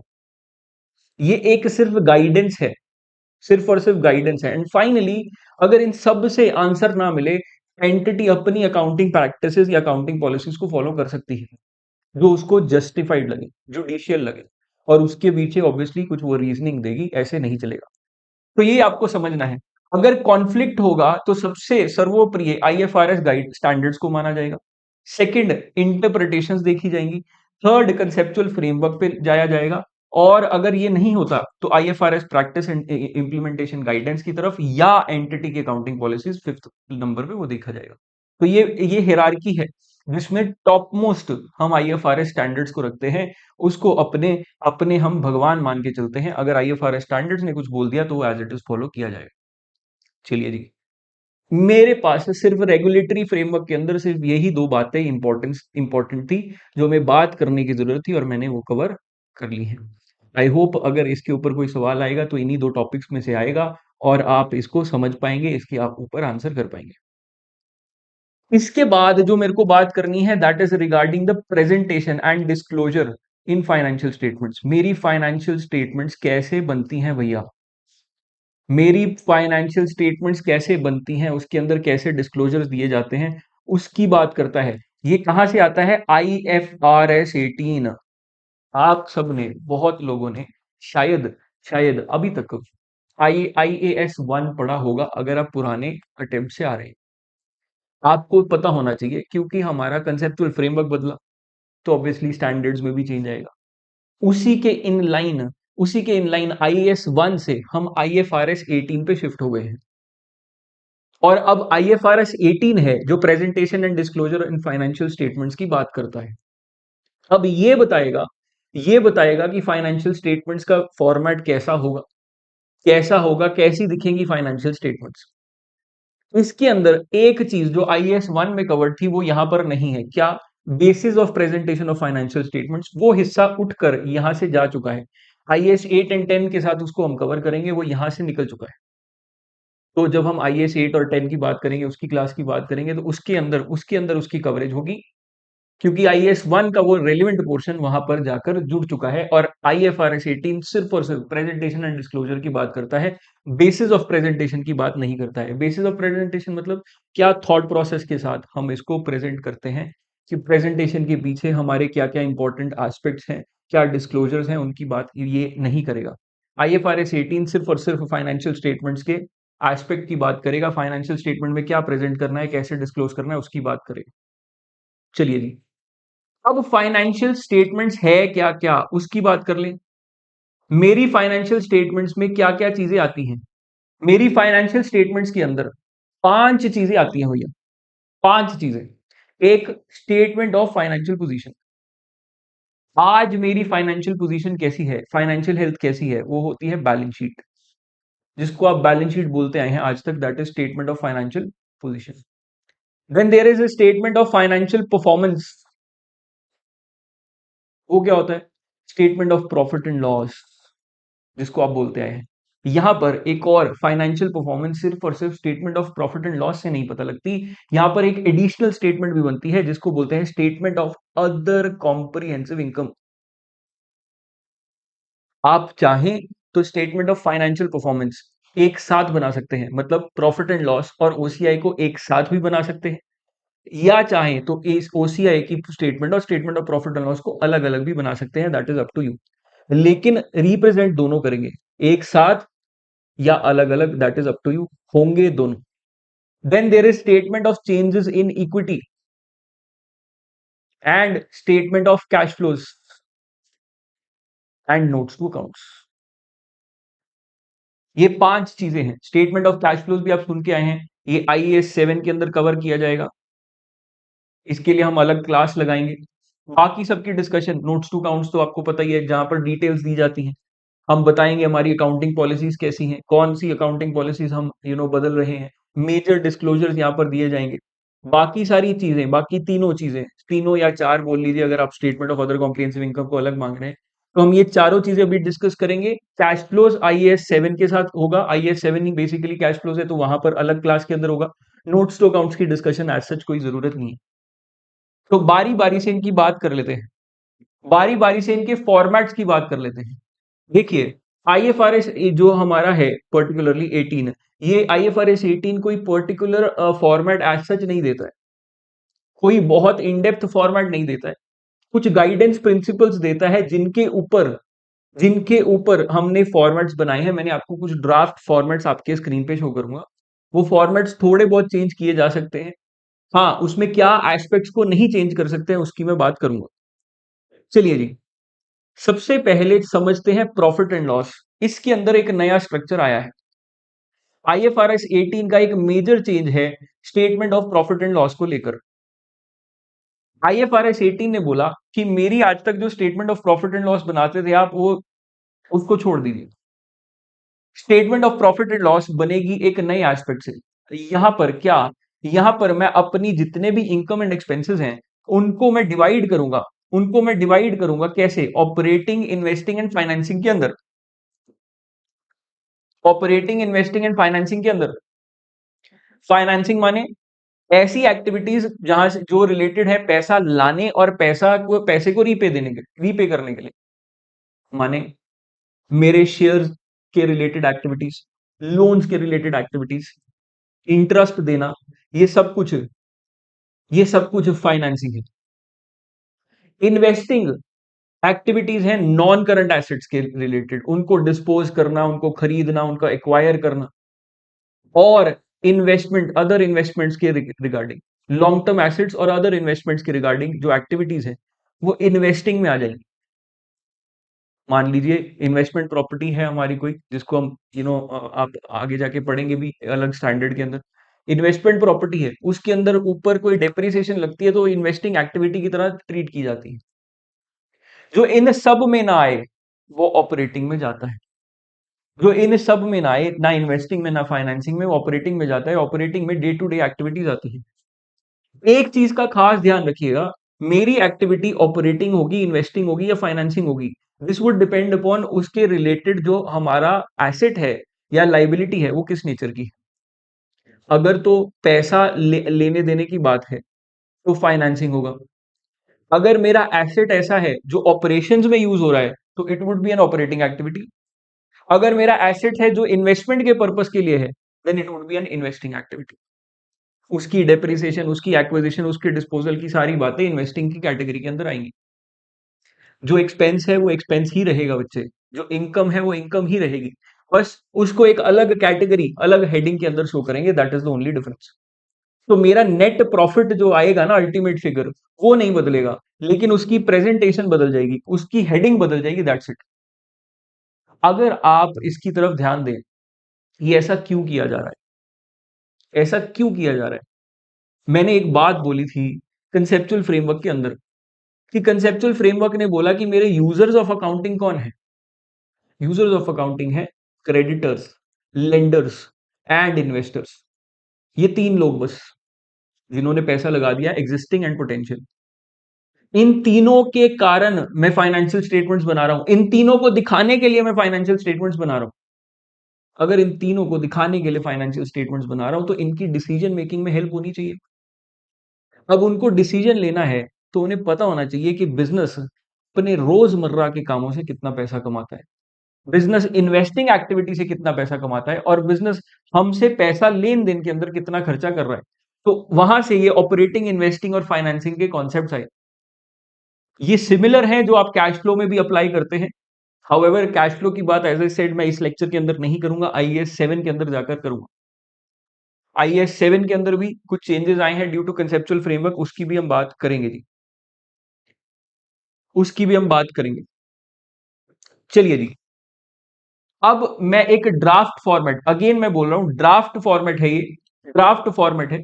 इसको मैंने, आप ऐसा समझिए this is a recommendation format, advisory है, ये कंपल्शन नहीं है, इसमें कुछ कुछ चेंजेस हो सकते हैं, क्या नहीं हो सकते मैं उसकी भी बात करूंगा। सबसे पहले रेवेन्यू मतलब सेल्स आएंगी जी, सबसे पहले sales. Then cost of sales. Cost of sales क्या है? आप जानते हैं, cost of good sold, right? मेरी opening stock plus purchases minus closing stock, इन सब की बात होगी। ये मेरे पास नंबर्स इसके लिए कहां पर, अगर आप आईएएस 2 पढ़ेंगे इन्वेंट्री का तो वहां से ये नंबर्स निकल के आएंगे, उसमें ये रेलिवेंट है। तो मैं आपको एक इसको रिलेट करके भी बता रहा हूं कि जो आप स्टैंडर्ड्स पढ़ने वाले हैं वो यहां पर कैसे रेलिवेंट है। फिर ग्रॉस प्रॉफिट की बात आई। ग्रॉस प्रॉफिट, ग्रॉस प्रॉफिट के बाद अब मेरी बातें बदल जाएंगी। अब मैं डायरेक्टली ऐसा नहीं बोलूंगा admin and selling and overheads, selling and distribution, administrative expenses, depreciation, ऐसी बातें नहीं। अब मैं कैटेगराइज करना चालू करूंगा। मैं पहले लिखूंगा जी operating category, I would talk about operating category. Operating के खर्चे, ऑपरेटिंग की इनकम्स डालेंगे सबसे पहले। इसमें employ benefit expenses, depreciation, amortisation, मेरे ऐसे एसेट्स का जो ऑपरेशंस में यूज हो रहे हैं, इंपेयरमेंट, एक्सपेक्टेड क्रेडिट लॉसेस जिसको आप प्रोविजन फॉर बैड डेट्स बोल देते हैं, वो सब भी यहीं पर आएगा। फिर इन्वेस्टिंग कैटेगरी, जहां पर मेरी income and expenses relating to investments and resources आएगी। मेरे इन्वेस्टमेंट प्रॉपर्टी के ऊपर, मेरी इन्वेस्टमेंट प्रॉपर्टी के ऊपर depreciation, interest income, dividend income, profit from associates and joint venture, सभी इन्वेस्टिंग कैटेगरी का पार्ट बनेंगे और यहां पर आएंगे। इसके बाद मेरी एक फिगर निकल के आएगी which is profit before financing and income tax. अब फाइनेंसिंग कैटेगरी की खर्चों की बात की जाएगी। यहां पर खर्चे ही होते हैं, यहां पर इनकम नहीं होती है। जो भी इनकम मेरे को आपको इंटरेस्ट और ये सब की आएगी, ये इन्वेस्टिंग कैटेगरी में चली जाती है। तो फाइनेंसिंग में सिर्फ और सिर्फ खर्चे ही होते हैं, तभी आप देखेंगे इसको नेगेटिव में ही रखा गया है। फाइनेंसिंग में इंटरेस्ट देना, बोरिंग्स के ऊपर, लीज लाइबिलिटीज, फाइनेंसिंग, सब कुछ यहीं पर आएगा, फाइनेंसिंग कैटेगरी के अंदर आएगा। एंड फाइनली मेरे पास नाम आएगा जी प्रॉफिट बिफोर इनकम टैक्स। यहां पे मैं इनकम टैक्स एक्सपेंस माइनस करके प्रॉफिट फॉर द ईयर निकालूंगा। यहां पर क्या बोला गया है, यहां पर देखो क्या क्या हेडिंग्स जरूरी हैं। देखो हमें तीनों कैटेगराइजेशन जरूरी है, ये लिखना जरूरी है, ये एज पर द फॉर्मेट, ये कैलकुलेशन, ये सब टोटल रिप्रेजेंट करना जरूरी है, ये सब टोटल रिप्रेजेंट करना भी जरूरी है, and this profit for the year सब टोटल रिप्रेजेंट करना भी जरूरी है। तो ये सब टोटल्स आने भी जरूरी है जी आपके, एंड ये आपकी कैटेगरीज आनी भी जरूरी है। तो ये आपको मैंने मोटा माटी आपको फॉर्मेट दे दिया। इसकी सब कैटेगरीज हैं, ऑपरेटिंग कैटेगरी के अंदर आप किस किस नाम से एक्सपेंडिचर लिखेंगे दैट इज नॉट रेलिवेंट, वो आपके ऊपर है। आप मटेरियलिटी के फैक्टर के ऊपर देख सकते हैं। और कुछ एक जैसे इनकम्स हैं तो उसको एग्रीगेट भी करके शो कर सकते हैं, दैट इज ओके। एक जैसे एक्सपेंडिचर है उसको भी एग्रीगेट करके सिमिलर हेडिंग के अंदर शो कर सकते हैं, that is okay. Then comes other comprehensive income, statement for other comprehensive income. Other comprehensive income कैसे शो की जाएगी, ये मेरी टोटल इनकम जो या मेरी प्रॉफिट फॉर द ईयर आया, इसके साथ ही आप जोड़कर शो कर सकते हैं as a part of a single format, या फिर आप इसको एक सेपरेट फॉर्मेट के अंदर, अलग स्टेटमेंट के अंदर भी शो कर सकते हैं। तो ये कॉन्टिन्यूटी में भी हो सकता है, या फिर प्रॉफिट फॉर द ईयर के बाद प्रॉफिट फॉर द ईयर से अलग अलग स्टेटमेंट में भी शो कर सकते हैं। It is up to you, both are acceptable, both are acceptable. तो क्या क्या आएगा यहां पर, अदर कॉम्प्रिहेंसिव इनकम पहले समझिए क्या है। ये ऐसी इनकम्स हैं जिनको देखकर मुझे लगता है कि हाँ कुछ फायदा तो हुआ है, लेकिन रियलाइज नहीं हुई है। ये ऐसी इनकम्स हैं जो मेरी रेगुलर बिजनेस से थोड़ी हटकर है। तो मेरा मेरा स्टैंडर्ड कहता है इसको अलग से प्रेजेंट करो।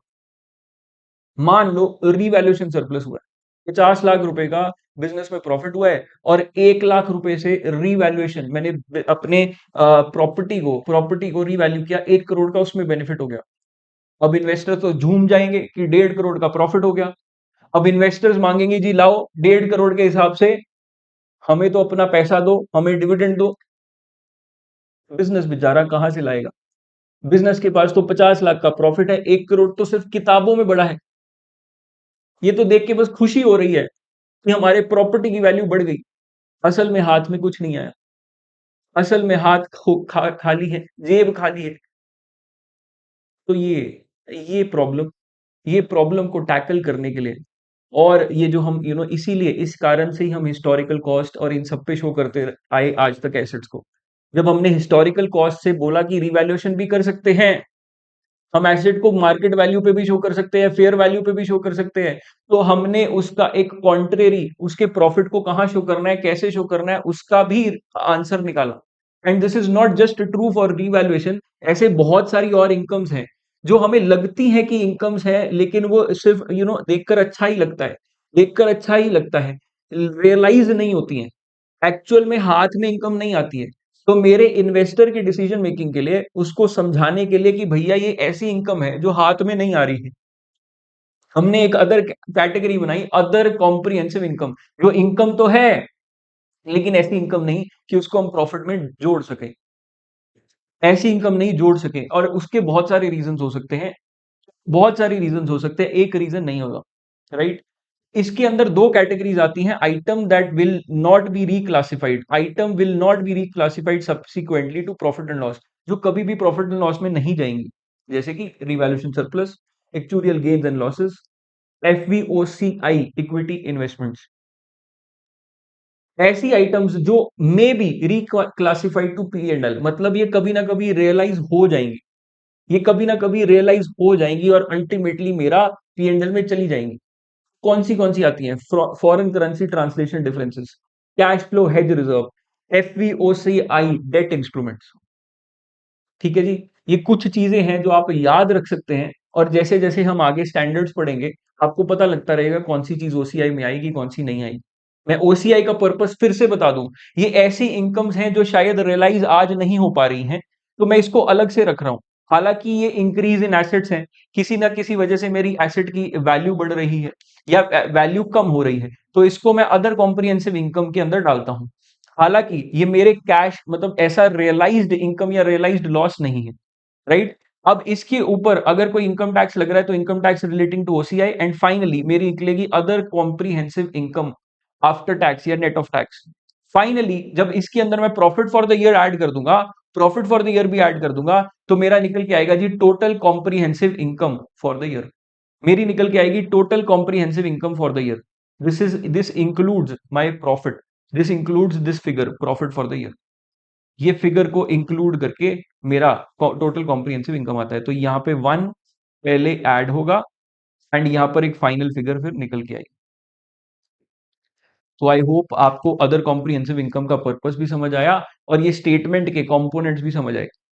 ऐसी अदर कॉम्प्रिहेंसिव इनकम के अंदर सिर्फ दो कैटेगरीज हैं, ऐसी आइटम्स जो सब्सिक्वेंटली प्रॉफिट एंड लॉस में नहीं जाएंगी, ऐसी आइटम्स जो सब्सिक्वेंटली प्रॉफिट एंड लॉस में जा सकती हैं, जरूरी नहीं है जाएंगी, may be reclassified to profit and loss later. ऐसी कैटेगरीज हमने दो बनाई ताकि इन्वेस्टर को पता लग जाए कि हाँ ये इनकम एक्चुअली में रियलाइज हो सकती है, और ये वाली इनकम ऐसी है जो कभी रियलाइज नहीं होगी। सिर्फ हम इसलिए फिर आप पूछ सकते हैं सर अगर रियलाइज होगी नहीं तो हम इसको इनकम क्यों ले रहे हैं? क्योंकि हमारी एसेट्स की वैल्यू को राइट रिप्रेजेंट करने के लिए हमें बैलेंस शीट की फिगर्स में चेंज करने पड़ते हैं। मेरे को अगर अपना एसेट रीवैल्यू करना पड़ रहा है, क्यों करना पड़ रहा है? क्योंकि उसकी आज की मार्केट वैल्यू बढ़ चुकी है, तो मेरे को अपनी बैलेंस शीट अपनी फाइनेंशियल पोजीशन को राइट प्रेजेंट करने के लिए मेरे को बैलेंस शीट के अंदर उसको लिखना पड़ता है एट द रीवैल्यूड वैल्यू। अब वो रियलाइज तो होगा नहीं, मैं एसेट को जनरली यूज करता रहूंगा, तो इसलिए वो ओसीआई के अंदर रीवैल्यूएशन सरप्लस ओसीआई के अंदर जाता है। ये मेरी बात आपको मैंने समझाने के लिए रख दी है, और इसी इसी कॉन्सेप्ट को लेकर मैं जब भी आपको समझाऊंगा आगे भी, तो आपको बताऊंगा कि ये वाली इनकम देखो, आपको समझ लगनी चाहिए कि ये रियलाइज होने वाली है या हो जाएगी, तो इसको मैं पीएनएल के अंदर डाल रहा हूं। ये इनकम रियलाइज हमें लगता नहीं है होगी या हो नहीं रही है, तो अदर कॉम्प्रिहेंसिव इनकम में ये लगता नहीं है कि अभी अभी तो रियलाइज नहीं हुई लेकिन कभी ना कभी रियलाइज हो जाएगी, तो अदर कॉम्प्रिहेंसिव में इनकम में may be reclassified to PNL वाले सेगमेंट के अंदर डालेंगे। इसकी बात चर्चा जैसे जैसे स्टैंडर्ड्स पढ़ेंगे, जैसे जैसे आइटम्स आएंगी तब ज्यादा होगी, सिर्फ अभी समझाने के लिए आपको बता दिया। चलिए जी, फर्दर चलते हैं। इससे आगे मेरी आ गई statement of financial position. Statement of financial position as at जो भी डेट होगी, ये वर्टिकल फॉर्मेट में बनती है भैया। मैंने आपको पैरेलली शो करी है, लेकिन ये वर्टिकल फॉर्मेट में बनती है। सबसे पहले एसेट्स आते हैं, फिर इक्विटी एंड लाइबिलिटीज आती हैं। मैंने स्पेस के कारण आपको पैरेलली शो कर दिया, हाउएवर ये वर्टिकल फॉर्मेट में कॉन्टिन्यूटी में बनेगी। ये ड्राफ्ट फॉर्मेट है जी, ये कॉन्टिन्यूटी में बनेगा। ध्यान रखिएगा, मैं बार बार बोल रहा हूं, ये कॉन्टिन्यूटी में वर्टिकल फॉर्मेट में बनेगा। एसेट्स के अंदर सबसे पहले आती है जी नॉन करंट एसेट्स। एसेट्स के अंदर सबसे पहले आते हैं जी नॉन करंट एसेट्स। क्या क्या आएंगे नॉन करंट एसेट्स के अंदर? PPE, right of use assets, lease liability में पढ़ेंगे। आईएस 16 में, आईएफआरएस 16 में मैंने आपको रेफरेंस भी दिया है, आप कहां कहां पढ़ने वाले हैं। इन्वेस्टमेंट प्रॉपर्टी आईएस 40 में पढ़ेंगे। इनटेंजिबल एसेट्स 38 आईएस में। Investments in associates and joint ventures IS 28 में। अदर फाइनेंशियल एसेट्स आईएफआरएस 9 में।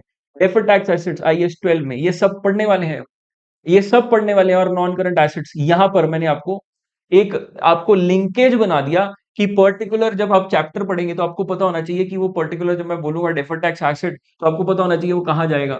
जब मैं बोलूंगा जी प्रॉपर्टी प्लांट एंड इक्विपमेंट, आपको पता होना चाहिए वो कहां जाएगा। ये सारी बातें करेंगे। तो करंट एसेट्स के अंदर inventories IS 2, trade and other receivables IFRS 9, contract assets IFRS 15, cash and other equivalent 7, current tax assets IS 12 and other current assets, उसके लिए कोई भी एसेट सेगमेंट नहीं है क्योंकि इसमें जो भी मिसलेनियस बचेगा वो यहां पर आ जाएगा। This would make my total assets. यहां पर मैं टोटल नॉन करंट एसेट्स का भी और टोटल करंट एसेट्स का भी सब टोटल शो करके चलूंगा। And then equity liabilities. Equity liabilities में मेरे पास share capital, share premium, other reserves and surplus, other reserves and surplus, retained earnings, other components of equity, ये सब आ जाएगा, ये इक्विटी के अंदर आएगा। ये टोटल इक्विटी आ गई। फिर नॉन करंट लाइबिलिटीज में borrowings, lease liability, deferred tax liabilities, provisions, other non current liabilities, ये सब आएगा। और इनके रेफरेंसेस कहाँ कहाँ आपको स्टैंडर्ड में मिलेंगे वो मैंने लिख दिए हैं। ये लिखने का पर्पस सिर्फ इतना कि जब आप पर्टिकुलर स्टैंडर्ड पढ़े और आप फाइनली जब स्टैंड अलोन फाइनेंशियल स्टेटमेंट्स बना रहे हो तो आपको पता हो कि एक पर्टिकुलर आइटम कहाँ जाएगी। इसका बहुत खासे ध्यान से इसको रीडिंग करिएगा। Trade and other payables, lease liabilities, current liabilities के अंदर trade and other payables, lease liabilities current portion. जब आप लीजेस पढ़ेंगे तो आप देखेंगे कि लीज की लाइबिलिटी को हम दो पोर्शन में बांटते हैं। एक लीज लाइबिलिटी नॉन करंट में जाती है, एक हिस्सा उसका करंट में जाता है। तो ये IFRS 16 के अंदर दोनों पढ़ेंगे, तभी ये दोनों दोनों में नजर आ रहा है। बोरोइंग्स का भी करंट पोर्शन, ये भी आप IAS 23 में पढ़ेंगे। प्रोविजंस का करंट पोर्शन IAS 37 में पढ़ेंगे। Contract liabilities IFRS 15, current tax liabilities IAS 12। ये आप पर्टिकुलर रेलिवेंट स्टैंडर्ड के अंदर पढ़ते जाएंगे जी। आई होप आपको तब ये रियलाइज होगा कि ये एक्टिविटी का, ये फॉर्मेट का मतलब क्या है, राइट। आई होप ये फॉर्मेट आपको समझ लगता है। मोटा माटी वही फॉर्मेट है जो आप करके आए हैं। आप एक चीज नोटिस करेंगे, यहाँ पर मैंने डिक्रीजिंग लिक्विडिटी के अंदर, मतलब डिक्रीजिंग लिक्विडिटी मतलब कोई एसेट जितना कम लिक्विड है उसको उतना ऊपर रखा है। नॉन करंट एसेट्स पहले, फिर करंट एसेट्स। कोई लाइबिलिटी साइड पे भी डिक्रीजिंग लिक्विडिटी के अंदर पहले इक्विटी, फिर नॉन करंट, फिर करंट लाइबिलिटीज, ऐसे लिखा है, ऐसे लिखा है जी। चलिए जी, then comes the next part. मेरा नेक्स्ट फॉर्मेट ये हो गया स्टेटमेंट ऑफ फाइनेंशियल पोजीशन। अब नेक्स्ट आया जी statement of changes in equity. Statement of changes in equity के अंदर कैसे बनेगा? मैं यहां पर इसका पर्पस क्या है? देखो अगेन, मैं ओनर्स के लिए, इन्वेस्टर्स के लिए मैं स्टेटमेंट बना रहा हूं। तो मैं शेयर होल्डर्स को, इन्वेस्टर्स को बताना चाहता हूं कि आपके पैसे का क्या हुआ, कहां से शुरुआत हुई, कहां खत्म हुए। तो उसको मैं अलग से रिप्रेजेंट करता हूं इन बुक्स। मैं शुरुआत करूंगा उनके ओपनिंग बैलेंस से। जितने भी उनकी कैटेगरीज हैं, share capital, retained earnings, other reserves, total इन सबका टोटल इक्विटी में NCI is non non controlling interest, ये आप कंसोलिडेशन में पढ़ेंगे। And then total of equity and non controlling interest, ये मैं शो करूंगा। और भी अगर हेडिंग्स हैं मेरे पास, ये सब यहां पर आती जाएंगी। सबसे पहले आएगा जी ओपनिंग बैलेंस। सबके ओपनिंग बैलेंसेस मैं यहां पर डालूंगा। सब में मैं ओपनिंग बैलेंसेस डालूंगा। ये जो टोटल इक्विटी है that is basically the total of all the first three, पहले तीनों का टोटल है जी। फिर एनसीआई अलग से डालूंगा। एनसीआई नॉन कंट्रोलिंग इंटरेस्ट क्यों अलग से प्रेजेंट कर रहा हूं टोटल इक्विटी के बाद, इसकी बात कंसोलिडेशन में करेंगे, क्योंकि ये थोड़ी स्पेशल प्रकार की, स्पेशल नेचर की इक्विटी है। तो इसको टोटल इक्विटी के बाद एनसीआई लिख रहा हूं, फिर total of equity and NCI लिख रहा हूं। अल्टीमेटली सारे हैं इक्विटी, लेकिन एनसीआई थोड़ा सा डिफरेंट नेचर का होता है, non controlling interest. Then profit for the year, मेरा प्रॉफिट कहां जाएगा उसकी बात कर लेंगे। रिटेन्ड अर्निंग्स में चला जाएगा या अदर रिजर्व्स में डाल रहे हैं, जहां भी आप डाल रहे हैं, राइट। रिटेन्ड अर्निंग्स में वो रिटेन्ड अर्निंग्स को बढ़ा देगा। मेरी other comprehensive income, revaluation surplus है कुछ और है, रिवैल्यूएशन सरप्लस है कुछ और है साल के अंदर, रिवैल्यूएशन सरप्लस है कुछ और है साल के अंदर, तो वो मेरी अदर रिसोर्सेज को, अदर रिजर्व्स को बढ़ा देंगी, अदर रिजर्व्स को बढ़ा देंगे। रिवैल्यूएशन सरप्लस है तो वहां जाएगा, फॉरेन करेंसी ट्रांसलेशन रिजर्व है तो वहां जाएगा। जो जो आइटम है वो अपने रिस्पेक्टिव हेड के अंदर जाती रहेगी। Then there would be transactions with owners. अगर कोई इशू ऑफ शेयर कैपिटल हुआ है तो मेरी शेयर कैपिटल बढ़ जाएगी। कोई डिविडेंड पे हुआ है तो मेरी रिटेन्ड अर्निंग्स कम हो जाएंगी उससे, राइट। और एनसीआई में भी अगर कोई चेंज आना है तो चेंज करके मैं फाइनली फाइनली टोटल्स प्रेजेंट करूंगा जी। फाइनली टोटल्स प्रेजेंट करूंगा। मेरे पास क्या आएगा? Closing balances. फाइनली मेरे पास क्लोजिंग बैलेंसेस आ जाएंगे जी, सबके क्लोजिंग बैलेंसेस आ जाएंगे। मुझे मेरी statement of changes in equity इस प्रकार से बनेगी। पर्पस मेरे शेयर होल्डर्स को प्रेजेंट करना कि उनके पास उनका पैसा कहां से आ रहा है, कहां को जा रहा है। उनके पैसे की बात बड़े डिटेल में उनके साथ करनी, उनके पैसे का एक एक पाई पाई का हिसाब उन्हें देना। तो बस क्या क्या बातें कर ली हमने। IFRS मैंने बोला 18 के अंदर statement of profit and loss के अंदर चेंजेस आए। उन्होंने बोला 3 कैटेगरीज के अंदर, 3 हेडिंग के अंदर, आईएफआरएस 18 ने बोला 3 हेडिंग्स के अंदर हम हर खर्चे को, हर इनकम को सेग्रीगेट करेंगे, क्लासिफाई करेंगे, ऑपरेटिंग, इन्वेस्टिंग, फाइनेंसिंग। फिर हमने बोला स्टेटमेंट्स देखी, statement of P and L देखा, हमने समझा कि उसके अंदर अंदर कैसे हम statement of P and L बनाएंगे। फिर अदर कॉम्प्रिहेंसिव इनकम हमने समझा कि ऐसी कुछ इनकम्स जो रियलाइज नहीं हुई हैं, वो अदर कॉम्प्रिहेंसिव इनकम के अंदर आती हैं। आप इसको statement of P and L के बाद भी बना सकते हैं या अलग से भी बना सकते हैं, अलग स्टेटमेंट भी बना सकते हैं। एक ही स्टेटमेंट भी बन सकती है, अलग भी बन सकती है। फिर हमने draft format, financial position, balance sheet का देखा, जिसके अंदर हमने रेफरेंस भी दिया पर्टिकुलर आईएएस को, आईएफआरएस को, जो जो हम पढ़ने वाले हैं। फाइनली हमने समझा कि statement of changes in equity किस प्रकार की दिखती है, क्या होती है। And with this statement of cash flows मैं आईएएस 7 में कवर करूंगा। विद दिस आज के लेक्चर की होती है जी समाप्ति। आज के लेक्चर की होती है समाप्ति। आई होप ये लेक्चर आपको हेल्प किया, इस लेक्चर ने आपको हेल्प किया। एक स्टार्टिंग फाउंडेशन बेस हमने रख दिया है ऑफ आवर वीडियोस। आने वाले क्लासेस के अंदर एज पर शेड्यूल आपको वीडियोस मिलती रहेंगी, और आने वाले क्लासेस के अंदर हम और भी specific IFRS, specific accounting standards को कवर करेंगे एंड इसी कंसेप्चुअल फ्रेमवर्क के ऊपर बिल्ड करते जाएंगे। इस पर्टिकुलर वीडियो के अंदर मैंने कोई ज्यादा क्वेश्चंस कवर नहीं किए, इनफैक्ट कोई क्वेश्चंस कवर नहीं किए, मैंने कॉन्सेप्ट की बात ज्यादा करी है क्योंकि ये थ्योरेटिकल पोर्शन है, और इसमें से थ्योरी बेस्ड एक दो आपको छोटे मोटे मैं बोलूंगा छोटे मोटे एक दो एमसीक्यूज ही आएंगे सेक्शन ए के अंदर जनरली, राइट। बाकी प्रेजेंटेशन आपका बाकी स्टैंडर्ड्स में ज्यादा यूज होगा, तो जैसे जैसे स्टैंडर्ड्स आते जाएंगे वहां पे प्रेजेंटेशन के इसको कोरिलेट करके चलेंगे। चलिए जी, on that note I hope ये लेक्चर आपको पसंद आया। हमारा ये एक चैनल है पीडब्ल्यू, एसीसीए बाय पीडब्ल्यू का, आप इसे ज्वाइन कर लीजिए। यहाँ पर आपको important YouTube videos, important updates, important notes, बहुत कुछ मिलेगा जो आपकी प्रिपरेशन में आपकी हेल्प कर सकता है। And and finally I would take bid good bye to all of you. मेरी दुआ सलाम आज के लिए कबूल कीजिए, मुझे आज के लिए दीजिए इजाजत। नमस्कार। जल्दी जल्दी एक बार फिर मिलेंगे नई वीडियो के साथ, नए लेक्चर के साथ। Bye bye.